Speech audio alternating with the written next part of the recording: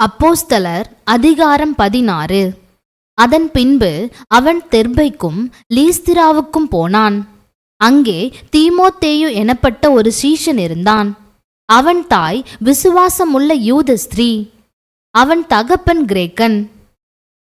அவன் லீஸ்திராவிலும் இக்கோனியாவிலும் உள்ள சகோதரராலே நற்சாட்சி பெற்றவனாயிருந்தான். அவனை பவுல் தன்னுடனே கூட்டிக் கொண்டு போக வேண்டுமென்று விரும்பி, அவனுடைய தகப்பன் கிரேக்கன் என்று அவ்விடங்களில் இருக்கும் யூதர்கள் எல்லாரும் அறிந்திருந்தபடியால் அவர்கள் நிமித்தம் அவனுக்கு விருத்த சேதனம் பண்ணினான். அவர்கள் பட்டணங்கள் தோறும் போகையில் எருசலேமில் இருக்கும் அப்போஸ்தலராலும் மூப்பராலும் விதிக்கப்பட்ட சட்டங்களை கைக்கொள்ளும்படி அவர்களுக்கு ஒப்புவித்தார்கள். அதனாலே சபைகள் விசுவாசத்தில் ஸ்திரப்பட்டு நாளுக்கு நாள் பெருகின. அவர்கள் பிரிகியா கலாத்தியா நாடுகளை கடந்து போன போது ஆசியாவிலே வசனத்தை சொல்லாதபடிக்கு பரிசுத்த ஆவியினாலே தடை பண்ணப்பட்டு மீசியா தேசம் மட்டும் வந்து பித்தினியா நாட்டுக்கு போக பிரயத்தனம் பண்ணினார்கள். ஆவியானவரோ அவர்களை போக ஒட்டாதிருந்தார். அப்பொழுது அவர்கள் மீசியா பக்கமாய் போய் துரோவாவுக்கு வந்தார்கள். அங்கே ராத்திரியிலே பவுலுக்கு ஒரு தரிசனம் உண்டாயிற்று. அதென்னவெனில், மக்கதோனியா தேசத்தான் ஒருவன் வந்து நின்று, நீர் மக்கதோனியாவுக்கு வந்து எங்களுக்கு உதவி செய்ய வேண்டுமென்று தன்னை வேண்டிக் கொண்டதாக இருந்தது.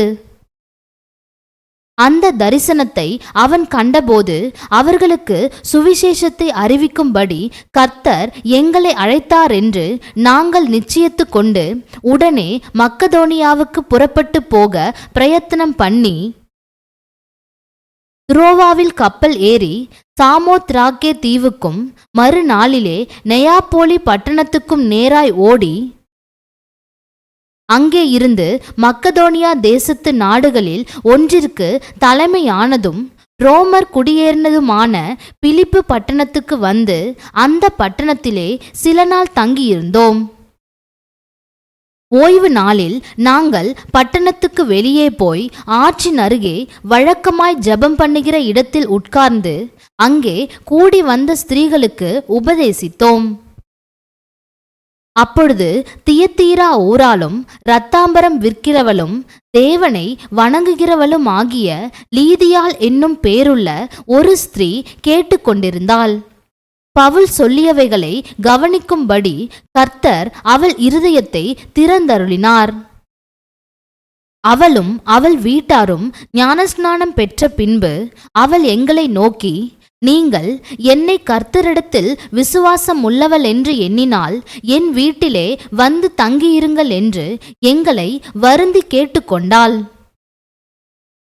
நாங்கள் ஜெபம் பண்ணுகிற இடத்துக்கு போகையில் குறி சொல்ல ஏவுகிற ஆவியை கொண்டிருந்து குறி சொல்லுகிறதினால் தன் எஜமான்களுக்கு மிகுந்த ஆதாயத்தை உண்டாக்கின ஒரு பெண் எங்களுக்கு எதிர்பட்டாள். அவள் பவுலையும் எங்களையும் பின்தொடர்ந்து வந்து, இந்த மனுஷர் உன்னதமான தேவனுடைய ஊழியக்காரர், இரட்சிப்பின் வழியை நமக்கு அறிவிக்கிறவர்கள் என்று சத்தமிட்டாள். இப்படி அநேக நாள் செய்து கொண்டு வந்தாள்.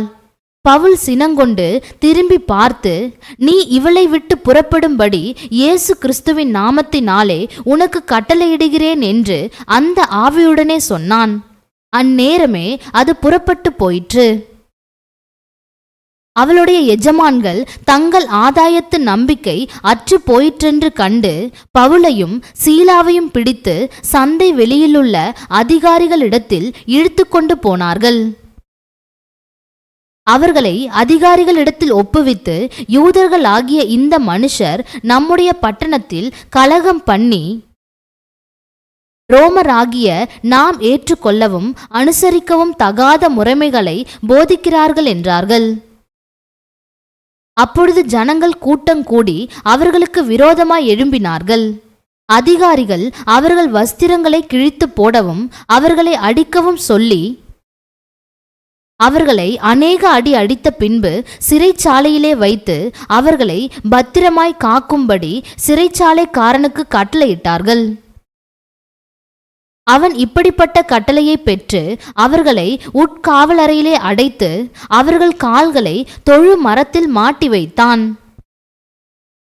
நடு ராத்திரியிலே பவுலும் சீலாவும் ஜெபம் பண்ணி தேவனை துதித்து பாடினார்கள்.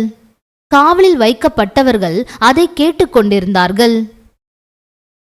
சடுதியிலே சிறைச்சாலையின் அஸ்திபாரங்கள் அசையும்படியாக பூமி மிகவும் அதிர்ந்தது. உடனே கதவுகள் எல்லாம் திறவுண்டது. எல்லாருடைய கட்டுகளும் கழன்று போயிற்று. சிறைச்சாலைக்காரன் நித்திரை தெளிந்து சிறைச்சாலையின் கதவுகள் திறந்திருக்கிறதைக் கண்டு கட்டுண்டவர்கள் ஓடி போனார்கள் என்று எண்ணி பட்டயத்தை உருவி தன்னை கொலை செய்து கொள்ளப் போனான். பவுல் மிகுந்த சத்தமிட்டு, நீ உனக்கு கெடுதி ஒன்றும் செய்து கொள்ளாதே, நாங்கள் எல்லாரும் இங்கேதான் இருக்கிறோம் என்றான்.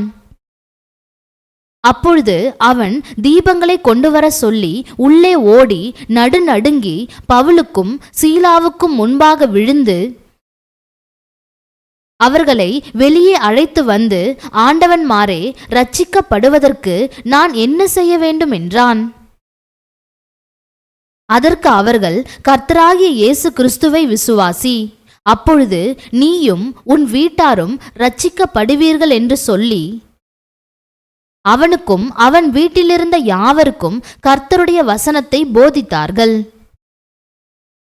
மேலும் ராத்திரியில் அந்நேரத்திலே தானே அவன் அவர்களை அழைத்து கொண்டு போய் அவர்களுடைய காயங்களை கழுவினான். அவனும் அவனுடையவர்கள் அனைவரும் உடனே ஞானஸ்நானம் பெற்றார்கள். பின்பு அவன் அவர்களை தன் வீட்டிற்கு கூட்டிக் கொண்டு போய் அவர்களுக்கு போஜனம் கொடுத்து தன் வீட்டார் அனைவரோடும் கூட தேவனிடத்தில் விசுவாசம் உள்ளவன் ஆகி மன மகிழ்ச்சியாயிருந்தான். பொழுது விடிந்த பின்பு அந்த மனுஷரை விட்டுவிடுங்கள் என்று சொல்ல அதிகாரிகள் சேவகர்களை அனுப்பினார்கள். சிறைச்சாலைக்காரன் பவுலுக்கு இந்த வார்த்தைகளை அறிவித்து உங்களை விடுதலையாக்கும்படிக்கு அதிகாரிகள் கட்டளை அனுப்பினார்கள். ஆகையால் நீங்கள் இப்பொழுது புறப்பட்டு சமாதானத்துடனே போங்கள் என்றான். அதற்கு பவுல், ரோமராகிய எங்களை அவர்கள் நியாயம் விசாரியாமல் வெளியரங்கமாய் அடித்து சிறைச்சாலையிலே போட்டார்கள். இப்பொழுது இரகசியமாய் எங்களை விடுதலையாக்குகிறார்களோ? அப்படி அல்ல, அவர்களே வந்து எங்களை வெளியே அழைத்து அனுப்பிவிடட்டும் என்றான். சேவகர் இந்த வார்த்தைகளை அதிகாரிகளுக்கு அறிவித்தார்கள். ரோமரா இருக்கிறார்கள் என்று அவர்கள் கேட்ட பொழுது பயந்து வந்து அவர்களுடனே தயவாய் பேசி அவர்களை வெளியே அழைத்து கொண்டு போய் பட்டணத்தை விட்டு புறப்பட்டு போகும்படி கேட்டுக்கொண்டார்கள். அந்தப்படி அவர்கள் சிறைச்சாலையிலிருந்து புறப்பட்டு லீதியாளிடத்திற்கு போய் சகோதரரை கண்டு அவர்களுக்கு ஆறுதல் சொல்லி போய்விட்டார்கள். அதிகாரம் 17. அவர்கள் அம்பிபோலி பட்டணத்தையும் அப்போலோனியா பட்டணத்தையும் கடந்து தெசலோனிக்கே பட்டணத்துக்கு வந்தார்கள். அங்கே யூதருக்கு ஒரு ஜெப ஆலயம் இருந்தது. பவுல் தன் வழக்கத்தின்படியே அவர்களிடத்தில் போய் 3 ஓய்வு நாட்களில் வேத வாக்கியங்களின் நியாயங்களை எடுத்து அவர்களுடனே சம்பாஷித்து, கிறிஸ்து பாடுபடவும் மரித்தோரிலிருந்து எழுந்திருக்கவும் வேண்டியதென்றும் நான் உங்களுக்கு அறிவிக்கிற இந்த இயேசுவே கிறிஸ்து என்றும் காண்பித்து திருஷ்டாந்தப்படுத்தினான். அவர்களில் சிலரும் பக்தியுள்ள கிரேக்கரில் திரளான ஜனங்களும் கனம் பொருந்திய ஸ்திரீகளில் அநேகரும் விசுவாசித்து பவுலையும் சீலாவையும் சேர்ந்து கொண்டார்கள். விசுவாசியாத யூதர்கள் வைராகியங்கொண்டு வீணராகிய சில பொல்லாதவர்களை சேர்த்து கொண்டு கூட்டங்கூடி பட்டணத்தில் அமளி உண்டாக்கி யாசோனுடைய வீட்டை வளைந்து கொண்டு அவர்களை பட்டணத்தாருக்கு முன்பாக இழுத்து கொண்டு வர வகை தேடினார்கள். அவர்களை காணாமல் யாசோனையும் சில சகோதரரையும் பட்டணத்து அதிகாரிகளிடத்தில் இழுத்து கொண்டு வந்து, உலகத்தை கலக்குகிறவர்கள் இங்கேயும் வந்திருக்கிறார்கள். இவர்களை யாசோன் ஏற்றுக்கொண்டான். இவர்கள் எல்லாரும் இயேசு என்னும் வேறொருவனை ராஜா என்று சொல்லி ராயனுடைய கட்டளைகளுக்கு விரோதமாக செய்கிறார்கள் என்று கூக்குரலிட்டு இவைகளை கேட்டு கொண்டிருந்த ஜனங்களையும் பட்டணத்து அதிகாரிகளையும் கலங்க பண்ணினார்கள். பின்பு அவர்கள் யாசோனிடத்திலும் மற்றவர்களிடத்திலும் ஜாமீன் வாங்கிக் கொண்டு அவர்களை விட்டுவிட்டார்கள். உடனே சகோதரர் ராத்திரி காலத்திலே பவுலையும் சீலாவையும் பெரோயா பட்டணத்துக்கு அனுப்பிவிட்டார்கள். அவர்கள் அங்கே சேர்ந்து யூதருடைய ஜெப ஆலயத்திற்கு போனார்கள். அந்த பட்டணத்தார் மனோவாஞ்சையாய் வசனத்தை ஏற்றுக்கொண்டு காரியங்கள் இப்படி இருக்கிறதா என்று தினந்தோறும் வேத வாக்கியங்களை ஆராய்ந்து பார்த்ததினால் தெசலோனிக்கேயில் உள்ளவர்களை பார்க்கிலும் நற்குணசாலிகளாயிருந்தார்கள். அதனால் அவர்களில் அநேகம் பேரும் கனம் பொருந்திய கிரேக்கரில் அநேக ஸ்திரீகளும் புருஷர்களும் விசுவாசித்தார்கள். பெரோயாவிலும் தேவ வசனம் பவுலினால் அறிவிக்கப்படுகிறதென்று தெசலோனிக்கேயரான யூதர்கள் அறிந்தபோது அங்கேயும் வந்து ஜனங்களை கிளப்பிவிட்டார்கள். உடனே சகோதரர் பவுலை சமுத்திர வழியாய் போக அனுப்பிவிட்டார்கள். சீலாவும் தீமோத்தேயும் அங்கே தங்கியிருந்தார்கள். பவுலை வழிநடத்தினவர்கள் அவனை அத்தேனே பட்டணம் வரைக்கும் அழைத்து கொண்டு போய் அங்கே சீலாவும் தீமோத்தேயும் அதிசீக்கிரமாக தன்னிடத்திற்கு வரும்படி அவர்களுக்கு சொல்ல கட்டளை பெற்றுக்கொண்டு புறப்பட்டு போனார்கள். அத்தேனே பட்டணத்தில் பவுல் அவர்களுக்காக காத்து கொண்டிருக்கையில் அந்த பட்டணம் விக்கிரகங்களால் நிறைந்திருக்கிறதைக் கண்டு தன் ஆவியில் மிகுந்த வைராகியம் அடைந்து ஜெப ஆலயத்தில் யூதரோடும் பக்தியுள்ளவர்களோடும் சந்தை வெளியில் எதிர்ப்பட்டவர்களோடும் தினந்தோறும் சம்பாஷணை பண்ணினான். அப்பொழுது எப்பிக்கூரரும் ஸ்தோயிக்கருமான ஞானிகளில் சிலர் அவனுடனே வாக்குவாதம் பண்ணினார்கள். சிலர் இந்த வாயாடி என்ன பேசப் போகிறான் என்றார்கள். சிலர் இவன் அந்நிய தேவதைகளை அறிவிக்கிறவனாக காண்கிறது என்றார்கள். அவன் இயேசுவையும் உயிர்த்தெழுதலையும் அவர்களுக்கு பிரசங்கித்தபடியினாலே அப்படி சொன்னார்கள். அவர்கள் அவனை மாஸ் மேடைக்கு அழைத்து கொண்டு போய், நீ சொல்லுகிற புதிதான உபதேசம் இன்னதென்று நாங்கள் அறியலாமா? நூதனமான காரியங்களை எங்கள் காதுகள் கேட்க பண்ணுகிறாய். அவைகளின் கருத்து இன்னதென்று அறிய மனதாயிருக்கிறோம் என்றார்கள். அந்த அத்தேனே பட்டணத்தார் எல்லாரும் அங்கே தங்குகிற அந்நியரும் நவமான காரியங்களை சொல்லுகிறதிலும் கேட்கிறதிலுமே ஒழிய வேறொன்றிலும் பொழுதுபோக்குகிறதில்லை. அப்பொழுது பவுல் மாஸ் மேடையின் நடுவிலே நின்று, அத்தேனரே, எந்த விஷயத்திலும் நீங்கள் மிகுந்த தேவதா பக்தியுள்ளவர்கள் என்று காண்கிறேன். எப்படி என்றால், நான் சுற்றி திரிந்து உங்கள் ஆராதனைக்குரியவைகளை கவனித்து பார்த்த பொழுது அறியப்படாத தேவனுக்கு என்று எழுதியிருக்கிற ஒரு பலிபீடத்தை கண்டேன். நீங்கள் அறியாமல் ஆராதிக்கிற அவரையே நான் உங்களுக்கு அறிவிக்கிறேன். உலகத்தையும் அதிலுள்ள யாவற்றையும் உண்டாக்கின தேவனானவர் வானத்திற்கும் பூமிக்கும் ஆண்டவராயிருக்கிறபடியால் கைகளினால் கட்டப்பட்ட கோவில்களில் அவர் வாசம் பண்ணுகிறதில்லை. எல்லாருக்கும் ஜீவனையும் சுவாசத்தையும் சகலத்தையும் கொடுக்கிற அவர் தமக்கு யாதொன்று தேவையானது போல மனுஷர் கைகளால் பணிவிடை கொள்ளுகிறதுமில்லை. மனுஷ ஜாதியான சகல ஜனங்களையும் அவர் ஒரே இரத்தத்தினாலே தோன்ற பண்ணி பூமியின் மீதெங்கும் குடியிருக்கச் செய்து முன் தீர்மானிக்கப்பட்ட காலங்களையும் அவர்கள் குடியிருப்பின் எல்லைகளையும் குறித்திருக்கிறார். கர்த்தராகிய தம்மை அவர்கள் தடவியாகிலும் கண்டுபிடிக்கத்தக்கதாக தம்மை தேடும்படிக்கு அப்படி செய்தார். அவர் நம்மில் ஒருவருக்கும் தூரமானவர் அல்லவே. ஏனெனில் அவருக்குள் நாம் பிழைக்கிறோம், அசைகிறோம், இருக்கிறோம். அப்படியே உங்கள் புலவர்களிலும் சிலர் நாம் அவருடைய சந்ததியார் என்று சொல்லி இருக்கிறார்கள். நாம் தேவனுடைய சந்ததியாராய் இருக்க மனுஷருடைய சித்திர வேலையினாலும் யுக்தியினாலும் உருவாக்கின பொன், வெள்ளி, கல் இவைகளுக்கு தெய்வம் ஒப்பா இருக்கும் என்று நாம் நினைக்கலாகாது. அறியாமையுள்ள காலங்களை தேவன் காணாதவர் போலிருந்தார். இப்பொழுதோ மனந்திரும்ப வேண்டுமென்று எங்குமுள்ள மனுஷர் எல்லாருக்கும் கட்டளையிடுகிறார். அதிகாரம் 18. அதன் பின்பு பவுல் அத்தேனே பட்டணத்தை விட்டு கொரிந்து பட்டணத்துக்கு வந்து யூதர் எல்லாரும் ரோமாபுரியை விட்டு போகும்படி கிளவுதியு ராயன் கட்டளையிட்டபடியினாலே இத்தாலியாவிலிருந்து புதிதாய் வந்திருந்த பொந்து தேசத்தான் ஆகிய ஆக்கில்லா என்னும் நாமமுள்ள ஒரு யூதனையும் அவன் மனைவி ஆகிய பிரிஸ்கில்லாளையும் அங்கே கண்டு அவர்களிடத்திற்கு போனான். அவர்கள் கூடாரம் பண்ணுகிற தொழிலாளிகளாயிருந்தார்கள். தானும் அந்த தொழில் செய்கிறவனானபடியினாலே அவர்களிடத்தில் தங்கி வேலை செய்து கொண்டு வந்தான். ஓய்வு நாள் தோறும் அவன் ஜெப ஆலயத்திலே சம்பாஷணை பண்ணி யூதருக்கும் கிரேக்கருக்கும் புத்தி சொன்னான். மக்கதோனியாவிலிருந்து சீலாவும் தீமோத்தேயும் வந்தபோது பவுல் ஆவியில் வைராகியம் கொண்டு இயேசுவே கிறிஸ்து என்று யூதருக்கு திருஷ்டாந்தப்படுத்தினான்.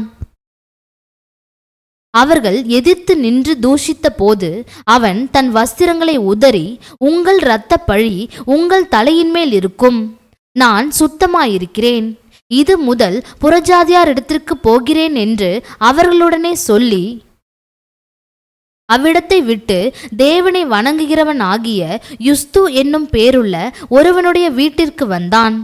அவன் வீடு ஜெப ஆலயத்திற்கு அடுத்ததாயிருந்தது. ஜெப ஆலய தலைவனாகிய கிறிஸ்பு என்பவன் தன் வீட்டார் அனைவரோடும் கர்த்தரிடத்தில் விசுவாசம் உள்ளவனானான். கொரிந்தியரில் அநேகரும் சுவிசேஷத்தை கேட்டு விசுவாசித்து ஞானஸ்நானம் பெற்றார்கள். ராத்திரியிலே கர்த்தர் பவுலுக்கு தரிசனமாகி, நீ பயப்படாமல் பேசு, மௌனமாயிராதே, நான் உன்னுடனே கூட இருக்கிறேன், உனக்கு தீங்கு செய்யும்படி ஒருவனும் உன்மேல் கை போடுவதில்லை, இந்த பட்டணத்தில் எனக்கு அநேக ஜனங்கள் உண்டு என்றார். அவன் 1 வருஷமும் 6 மாதமும் அங்கே தங்கி தேவ வசனத்தை அவர்களுக்குள்ளே உபதேசம் பண்ணி கொண்டு வந்தான். கல்லியோன் என்பவன் அகாயா நாட்டிற்கு அதிபதியான போது யூதர்கள் ஒருமனப்பட்டு பவுலுக்கு விரோதமாய் எழும்பி அவனை நியாயாசனத்துக்கு முன்பாக கொண்டு போய், இவன் வேத பிரமாணத்துக்கு விகற்பமாய் தேவனை சேவிக்கும்படி மனுஷருக்கு போதிக்கிறான் என்றார்கள். பவுல் பேசுவதற்கு எத்தனப்படுகையில் கல்லியோன் யூதரை நோக்கி, யூதர்களே, இது ஒரு அநியாயமாய் அல்லது பொல்லாத நடக்கையாயிருக்குமேயானால் நான் உங்களுக்கு பொறுமையாய் செவி கொடுப்பது நியாயமாயிருக்கும். இது சொற்களுக்கும் நாமங்களுக்கும் உங்கள் வேதத்துக்கும் அடுத்த தர்க்கமானபடியினாலே இப்படிப்பட்டவைகளை குறித்து விசாரணை செய்ய எனக்கு மனதில்லை, நீங்களே பார்த்து கொள்ளுங்கள் என்று சொல்லி அவர்களை நியாயாசனத்தினின்று துரத்திவிட்டான். அப்பொழுது கிரேக்கர் எல்லாரும் ஜெப ஆலய தலைவன் ஆகிய சொஸ்தேனேயை பிடித்து நியாயாசனத்துக்கு முன்பாக அடித்தார்கள். இவைகளில் ஒன்றையும் குறித்து கல்லியோன் கவலைப்படவில்லை.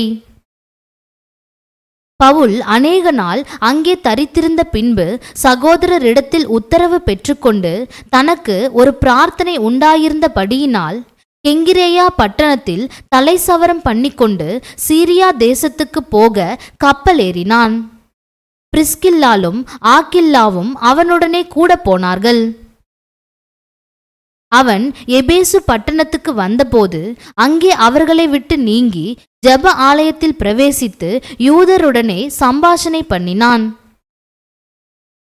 அவன் இன்னும் சில காலம் தங்களுடனே இருக்க வேண்டுமென்று அவர்கள் கேட்டுக்கொண்ட போது அவன் சம்மதியாமல், வருகிற பண்டிகையிலே எப்படியாயினும் நான் எருசலேமில் இருக்க வேண்டும், தேவனுக்கு சித்தமானால் திரும்பி உங்களிடத்திற்கு வருவேன் என்று சொல்லி அவர்களிடத்தில் உத்தரவு பெற்றுக்கொண்டு கப்பல் ஏறி எபேசுவை விட்டு புறப்பட்டு செசரியா பட்டணத்துக்கு வந்து எருசலேமுக்கு போய் சபையை சந்தித்து அந்தியோகியாவுக்கு போனான்.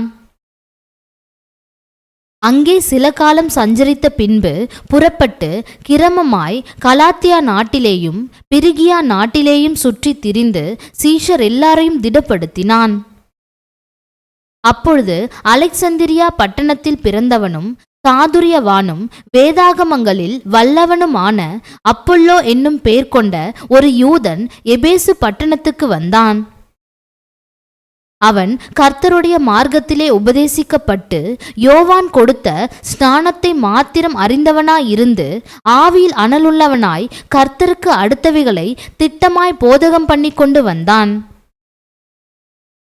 அவன் ஜெப ஆலயத்தில் தைரியமாய் பேசத் தொடங்கின போது ஆக்கில்லாவும் பிரிஸ்கில்லாலும் அவன் பேசுகிறதை கேட்டு அவனை சேர்த்து கொண்டு தேவனுடைய மார்க்கத்தை அதிக திட்டமாய் அவனுக்கு விவரித்து காண்பித்தார்கள்.